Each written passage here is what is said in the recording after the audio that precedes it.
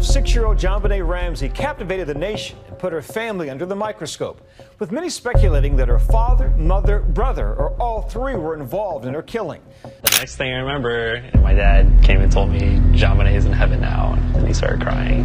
Then I started crying. The basement door was locked. It was a small, windowless room, the kind of space a large house accumulates and eventually forgets. A wine cellar, a storage room, the kind of place where Christmas decorations went after the season ended and no one thought about it again until the following year. Detective Linda Arndt had been in that house since before sunrise. She had managed a panicked family, a growing crowd of well-meaning friends who kept touching things, and a ransom call that was supposed to come between 8 and 10 in the morning and never did. She was the only detective on scene for hours. By 1 in the afternoon, with no call, no lead, and nothing moving, she made a decision that would be second-guessed for the next 3 decades. She asked the father to search the house. John Ramsey went to the basement. He opened the wine cellar door, a door that responding officers had bypassed hours earlier. And there, in the dark, wrapped in a white blanket, was his 6-year-old daughter. She had been dead for hours. He removed the duct tape from her mouth. He picked her up and carried her upstairs. In that moment, whatever the room still held, whatever trace evidence had survived the hours of contamination, was gone. The case that would define American true crime for the next 3 decades had just become exponentially harder to solve. What you are about to hear is not a theory. It is the verified record. What was found, what was done, what was not done, and why a case with more physical evidence than almost any cold homicide of its era has remained open for 29 years, while the science to solve it sat unused. JonBenét Patricia Ramsey was 6 years old. She was murdered in her own home on Christmas night, 1996, in Boulder, Colorado. Her killer has never been charged. This is the verified record of what happened, what was found, and what was deliberately not pursued. If this is the kind of case you want to understand completely, evidence first, no speculation, no filler, subscribe and hit the bell. Every case we cover is sourced to the documentary record. You will always know what is confirmed and what is not. Let's go. JonBenét Patricia Ramsey was born on August 6, 1990, in Atlanta, Georgia. She was the younger child of JonBenét Ramsey and Patricia Ann "Pa" Ramsey, known to everyone as Patsy. The family moved to Boulder, Colorado in 1991 when JonBenét was still an infant. Boulder in 1991 was a particular kind of American city, a university town and technology hub at the base of the Rocky Mountain foothills, affluent and cosmopolitan, the kind of place where successful professionals raised their families in what felt like genuine safety. The Ramseys fit that world completely. John Ramsey was the president and chief executive officer of Access Graphics, a computer services company that had been acquired by Lockheed Martin and had crossed $1 billion in annual revenue by 1996. He was, by any measure, a man at the peak of a successful career. Patsy Ramsey was a former beauty queen, Miss West Virginia 1977, who had survived a diagnosis of ovarian cancer in the early 1990s and devoted herself to her children and to Boulder's social scene with the intensity of someone who understood that time was not guaranteed. Their home at 755 15th Street in Boulder's University Hill neighborhood was not ordinary. It was a Tudor-style residence of approximately 6,800 square feet, 15 rooms, in one of the wealthiest pockets of a wealthy city. The kind of house that announces a life assembled with intention. Burke Ramsey was 9 years old in December of 1996. He was the older sibling, quiet, inclined toward privacy, qualities that would serve him poorly when the world decided he needed to be looked at very carefully. JonBenét was 6, a kindergartner, a child who had been entered in children's beauty pageants by her mother, a decision that would become one of the most discussed and most distorted details of the family's life. A fact that told you everything about the way this case would be prosecuted in the court of public opinion, and nothing meaningful about what happened in that house. On the evening of December 25, 1996, the Ramsey family attended a Christmas party hosted by their friends Fleet and Priscilla White. They returned home at approximately 9:30 in the evening. The children were put to bed. The adults prepared for an early departure the following morning. The family had planned to fly to Charlevoix, Michigan, to continue the holiday with extended family. That was the last ordinary moment in the lives of everyone in that house. Sometime after 10 o'clock that night, JonBenét Ramsey was killed. At 5:52 in the morning on December 26, 1996, Patsy Ramsey called 911. She reported that her daughter had been kidnapped. She had found a ransom note on the back staircase of the home. JonBenét was missing from her bedroom. Police officers arrived within minutes. The ransom note has been analyzed by more experts over more years than perhaps any document in American criminal history. It was handwritten. It was long, approximately 370 words across 2.5 pages, a length that FBI behavioral analysts would later determine would take more than 20 minutes to compose at an active crime scene. It was written on a lined legal pad traced to the Ramsey home. The pen used to write it was also found inside the house. A discarded practice draft was found as well. The content was theatrical in a specific and traceable way. The note claimed to represent a small foreign faction. It demanded exactly $118,000 for JonBenét's safe return, a figure that matched almost precisely the net payout of John Ramsey's prior year Christmas bonus from Access Graphics. It warned the family against contacting police or the FBI. It specified that kidnappers would call between 8 and 10 o'clock that morning with further instructions. Linguistic analysis eventually traced the note's phrasing to American action cinema. The author had borrowed from Dirty Harry, Speed, Ruthless People, and the 1996 film Ransom, blending thriller dialogue into the voice of an international terror cell with knowledge of a private family's financial records. The note was signed Victory, SBTC. The meaning of those initials has never been officially established. The ransom call never came. Detective Linda Arndt had been dispatched to the Ramsey home as the sole detective on scene. By mid-morning, the house had filled with people, friends, family members, a minister, victim advocates. The crime scene, if it was a crime scene, was being contaminated with every passing hour. Surfaces in the kitchen were cleaned. People moved through every corridor. Whatever the house had held in the hours immediately after the crime was dissolving under the weight of grief and ordinary human behavior. At approximately 1 in the afternoon, Arndt asked John Ramsey and Fleet White to search the house for anything that might help the investigation. Ramsey went to the basement. Responding officers had, hours earlier, bypassed the door to the wine cellar. Ramsey opened it.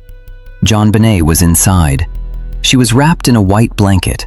Her wrists were bound above her head.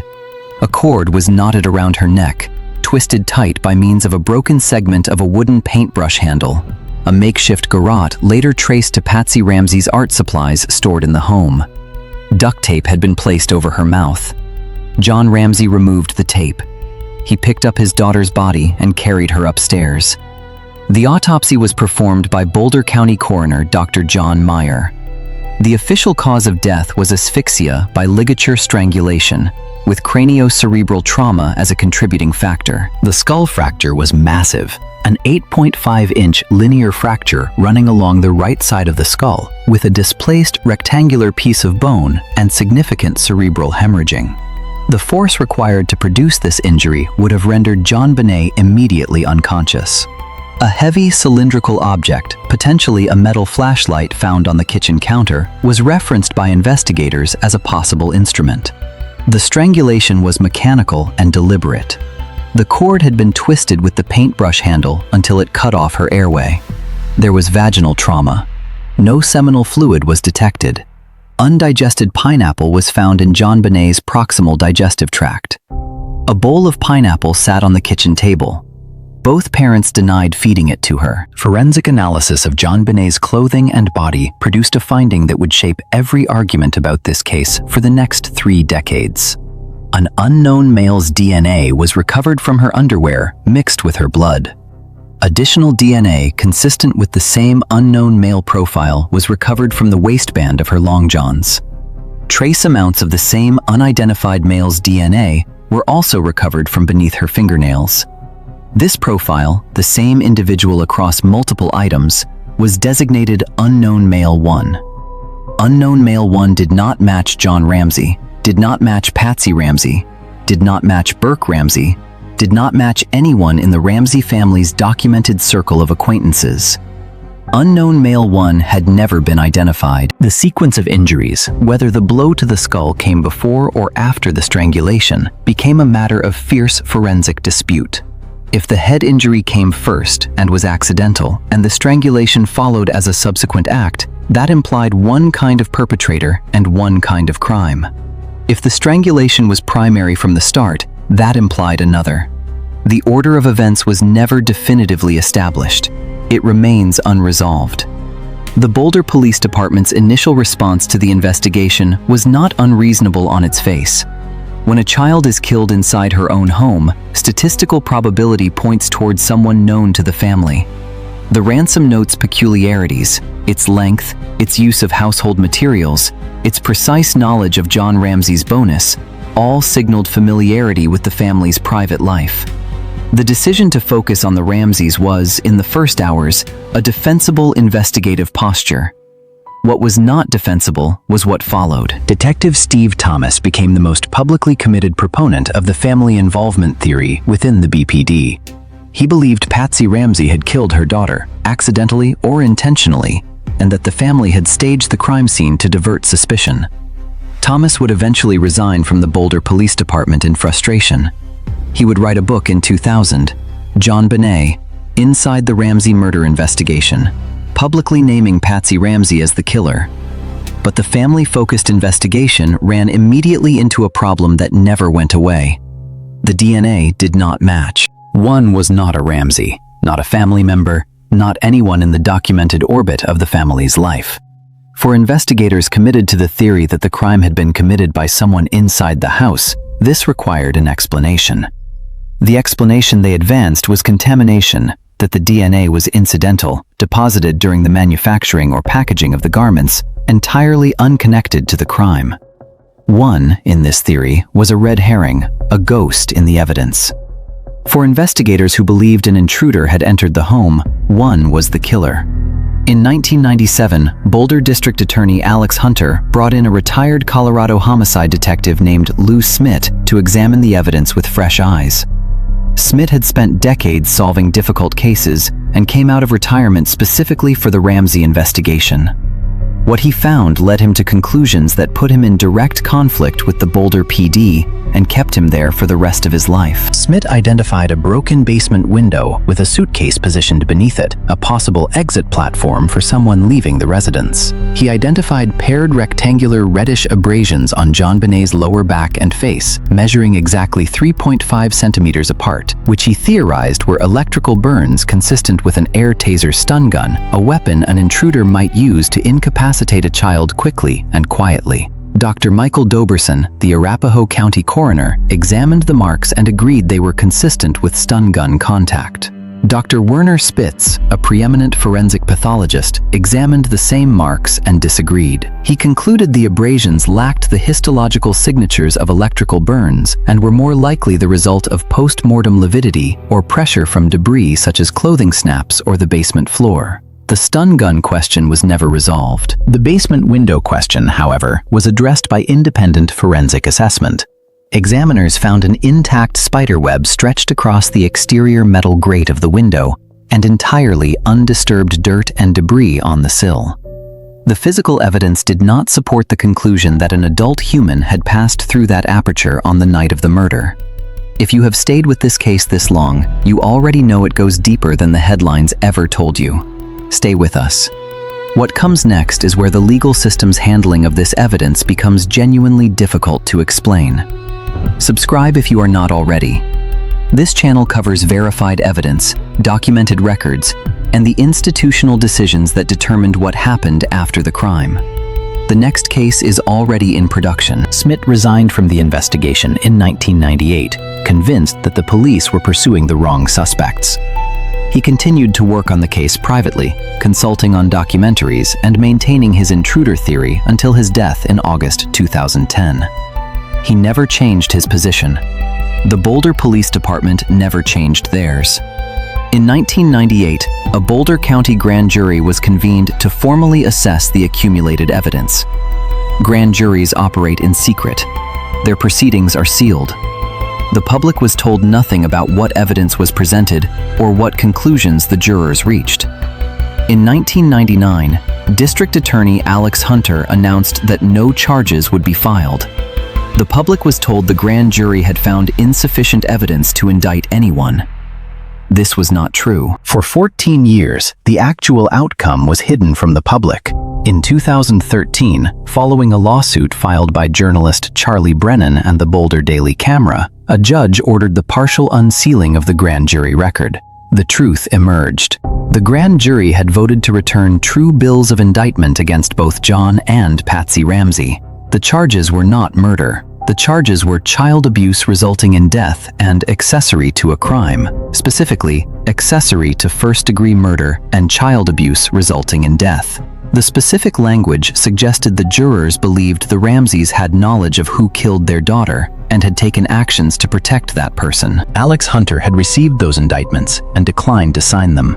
He later clarified his rationale. The grand jury's probable cause standard had been met, but he believed the evidence was too compromised to satisfy the far higher trial burden of proof beyond reasonable doubt.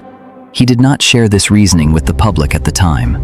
For 14 years, the public was told the grand jury had found nothing. It had found enough to indict. What you are about to hear is the moment this case reached its most public crisis point, and the moment the evidentiary tool that could have resolved it was first deployed in another case entirely.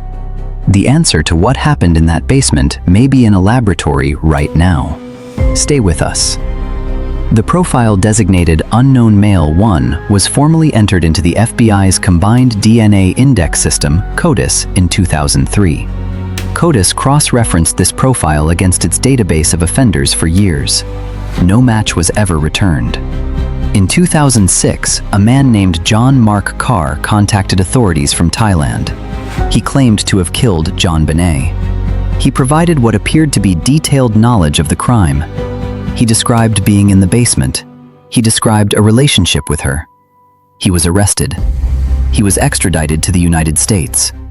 Media coverage treated the case as effectively closed. His DNA did not match Unknown Male 1.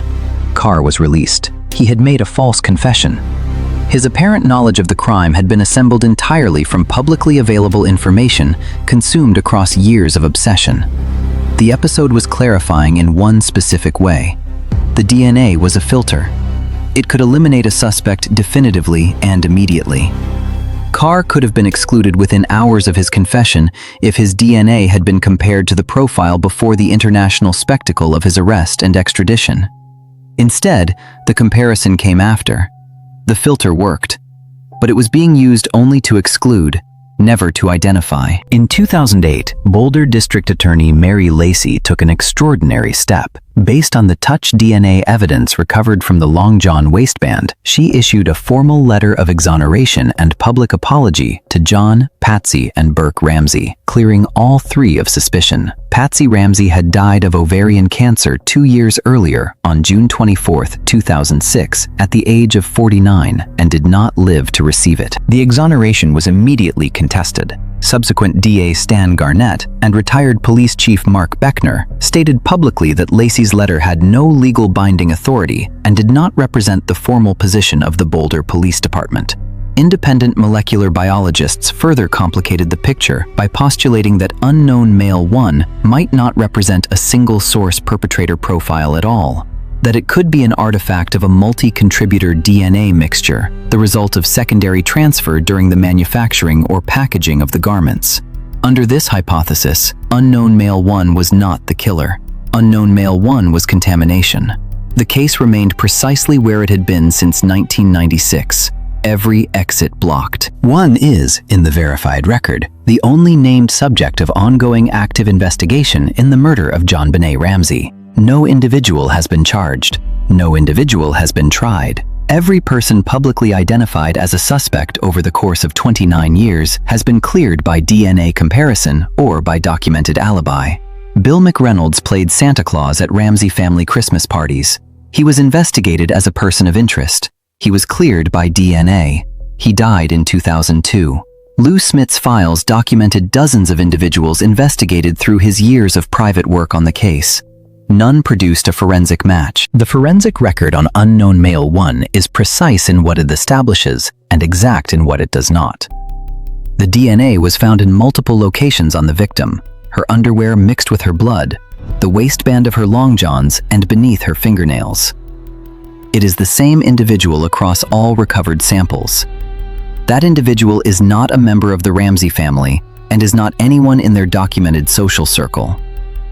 Whether this individual is the perpetrator or whether this profile represents manufacturing contamination remains a genuine, open scientific question, one that additional forensic processing may resolve, and that no honest account of this case can decide in advance of that processing. The garrote, the specific instrument used to strangle JonBenét, has been the focus of sustained advocacy for advanced forensic testing. Because tying a complex slipknot of the kind used requires significant tactile friction, the hypothesis that the perpetrator deposited epithelial cells deep within the cord fibers during the act of construction is scientifically credible. As of late 2025, it remains publicly unconfirmed whether the garrote knots have been formally submitted for investigative genetic genealogy processing. The handwriting analysis produced one finding and one non-finding. John Ramsey was definitively excluded as the author of the ransom note. Over 70 individuals were examined. Most were excluded. 6 certified forensic document examiners evaluated Patsy Ramsey's handwriting samples against the note and reached the same conclusion: inconclusive. Structural similarities prevented her elimination as the author. They also did not establish authorship. That is the complete verified suspect record. There was no trial. There has never been a trial in the murder of JonBenét Ramsey. The legal record of this case consists entirely of proceedings that ended without prosecution, a sealed grand jury that returned indictments that were then withheld, a district attorney who declined to prosecute without disclosing the grand jury's actual finding, and a subsequent exoneration letter whose legal authority was immediately disputed by the agencies it purported to speak for. The legal architecture of this case did not fail at trial. It failed before trial was ever possible. The grand jury proceedings of 1998 and 1999 remain the only formal legal assessment of the evidence in this case. Those proceedings were conducted in secret.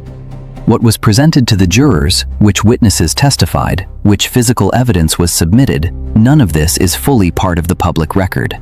What is part of the public record since 2013 is what the jurors concluded: that probable cause existed to charge John and Patsy Ramsey with child abuse resulting in death and accessory to a crime. District Attorney Alex Hunter received that finding and declined to act on it. His reasoning, clarified years later, was that probable cause and proof beyond reasonable doubt are not the same threshold, and that the contamination of the crime scene in the first hours of the investigation had compromised the evidence to a degree that made a successful prosecution, in his judgment, unachievable. This is the moment the case stopped being a murder investigation and became an institutional record of what was decided not to do. Whatever comes out of the current DNA testing will land in a legal landscape that has already been shaped permanently by these choices. Stay with us. If you are watching this for the first time, subscribe before the next section. The final phase of this case is moving now. Whether Hunter was right about the prosecutorial math is, in one sense, unknowable. A trial that never happened cannot be evaluated by its outcome. What can be evaluated is the gap between what the grand jury concluded and what the public was told, a gap of 14 years. The formal clearance issued by DA Mary Lacey in 2008 generated its own legal ambiguity. Lacey's letter cited touch DNA evidence, the profile recovered from the long john waistband, as the basis for concluding that the Ramseys had not been involved in their daughter's death. Her critics, including Lacey's successor and members of the original investigation, argued that this interpretation of touch DNA overreached the science, and that the letter, however well-intentioned, substituted a DA's opinion for the legal process that had never been completed. There has been no trial. There is no conviction. There is no acquittal. There is a child who was killed in 1996, a grand jury that reached a conclusion in 1999, a district attorney who declined to act on it, another district attorney who issued an exoneration without legal authority to do so, and a DNA profile that has been sitting in a federal database for more than 2 decades without producing a match, because the technique that might have produced one was not applied. The passage of 29 years has had consequences that cannot be undone. Patsy Ramsey died on June 24, 2006, at the age of 49, of ovarian cancer, the disease she had survived once before and that came back while the investigation that had never cleared her remained open. She died 2 years before Mary Lacey's exoneration letter. She spent the last decade of her life with a book in print that named her as her daughter's killer. Lou Smit died in August 2010, still working the case, still certain he understood what had happened in that basement, still frustrated that the investigation had refused to follow the evidence where he believed it led. Bill McReynolds died in 2002. He had played Santa Claus at Christmas parties. He had been investigated as a suspect in a child's murder. His DNA had cleared him. He died with that period of his life attached to his name. Burke Ramsey was 9 years old when his sister was killed. He grew up inside a case that refused to close. In 2016, he sued CBS over a documentary that accused him of the murder. The suit was settled in 2019. He currently lives a private life in Michigan, working in computer information technology. John Ramsey married Jan Rousseau in 2011. He has spent years advocating publicly for the application of investigative genetic genealogy to the case, DNA. In a meeting with Boulder PD Chief Stephen Redfern in approximately September 2025, Ramsey was informed that evidence had been submitted for additional DNA testing, though the chief did not specify which items. Ramsey has specifically advocated that the garrote knots be processed using advanced IgG methodology, on the forensic rationale that the act of tying a complex slip knot deposits epithelial cells in the cord fibers.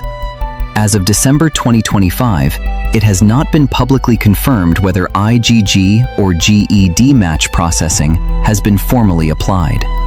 In November 2024, Netflix released Cold Case: Who Killed JonBenét Ramsey, directed by Joe Berlinger, renewing public attention to the case and to the institutional failures of its investigation. In late 2024, Boulder PD Chief Redfern announced that the department was actively testing and retesting evidence in consultation with private DNA laboratories and federal partners. In his December 2025 annual update, Redfern confirmed that new interviews had been conducted, individuals re-interviewed based on tips, new evidence collected, and older evidence retested using advances in DNA technology. He did not disclose what evidence had been submitted, who had been interviewed, or what the testing had produced. The following questions remain open in the verified record and have not been answered by any official source. Whether the garrote has ever been formally DNA sampled, and what results, if any, were produced. Whether investigative genetic genealogy has been applied to the case, DNA through GED match or family tree DNA. What the new evidence referenced in the December 2025 annual update consists of. What the current DNA testing has produced. Why the undigested pineapple found in JonBenét's digestive tract, corroborated by the bowl on the kitchen table, has never been explained by a named source. What the initials SBTC represent. Whether unknown male 1 is the perpetrator or a contamination artifact. Why it took until 2024 for the Boulder Police Department to seriously pursue the forensic methodology that has solved more than 651 cold cases since 2018. These are not rhetorical questions. They are the actual open record of this investigation. JonBenét Patricia Ramsey was born on August 6, 1990. She would be 35 years old today. She was a kindergartner. She had no understanding of the forces that would converge on her family's home on Christmas night, 1996. The record does not tell us who killed her. It does tell us with precision the decisions that were made in the years that followed, the evidence not pursued, the findings not disclosed, the technology not applied, and the science that sat unused while other families received the answers this family was denied. The investigation is active. The testing is underway. Whatever comes out of the laboratory will not only address the question of who killed a 6-year-old girl in Boulder, Colorado, it will also address the question of why it took this long to ask the laboratory the right thing. If this case matters to you, if the gap between what the evidence holds and what the system chose to do with it is something you want to keep following, subscribe and leave a comment. Tell us what you want us to cover next. The next case is already in production. JonBenét Ramsey deserved better than what she got. That part of the record is not in dispute.